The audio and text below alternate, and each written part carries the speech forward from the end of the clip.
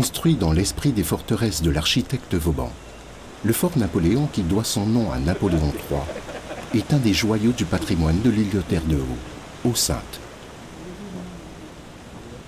Le bâtiment intérieur a été transformé en musée par l'Association saintoise de protection du patrimoine. On y raconte l'histoire et la culture des îles des Saintes. Il y a longtemps ça. Ça c'est du élément de navigation en fait.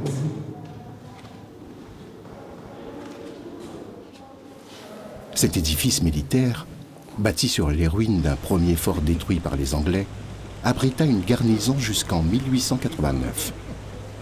Mais il n'a jamais connu le moindre coup de feu.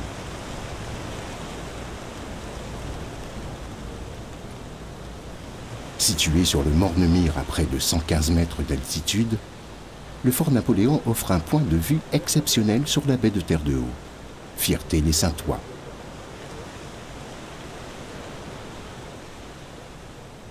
Sur les fortifications a été créé avec le concours du Jardin botanique de Monaco, un jardin où toute la végétation de l'île est représentée, ainsi que de nombreuses espèces venues du monde entier.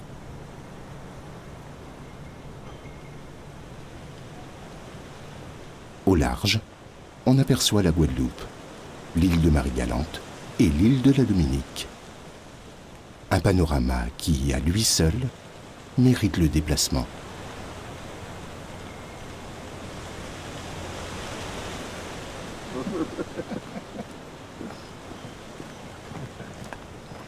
Ici c'est le fort Napoléon, un fort Vauban, place militaire. Et comme toutes les places militaires, c'est un point de vue exceptionnel. On a une vue à couper le souffle en fait. Et c'est vraiment un endroit que je conseille pour bien voir les Saintes en fait. Et c'est ce qui m'a impressionné et que j'ai apprécié. C'est qu'on a un panorama assez rare en fait. C'est un site où la déambulation est facile, ça fait faire un peu d'effort physique, mais de manière très très simple et facile. En famille, ça doit être vraiment bien.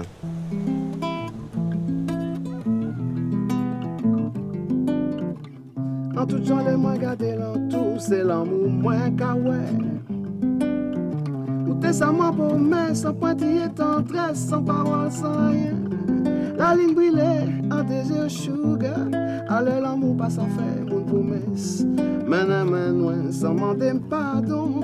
On va faire à jardin. So let me love you.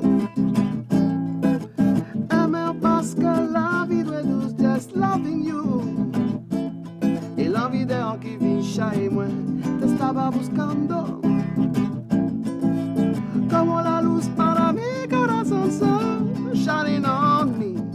C'est l'univers qui bat nous rendez-vous, rendez-vous, rendez-vous. Oh, oh, oh.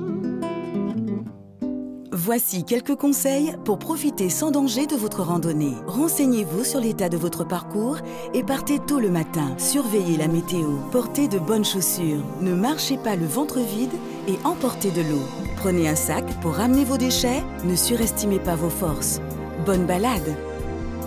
Dans votre sac à dos, emportez suffisamment d'eau. Faites des pauses régulières pour boire au moins toutes les heures. Si la randonnée dure plus de 2 heures, n'hésitez pas à prendre une collation de fruits frais ou des fruits séchés par exemple. Toutes les informations sur le site www.mangerbouger.fr.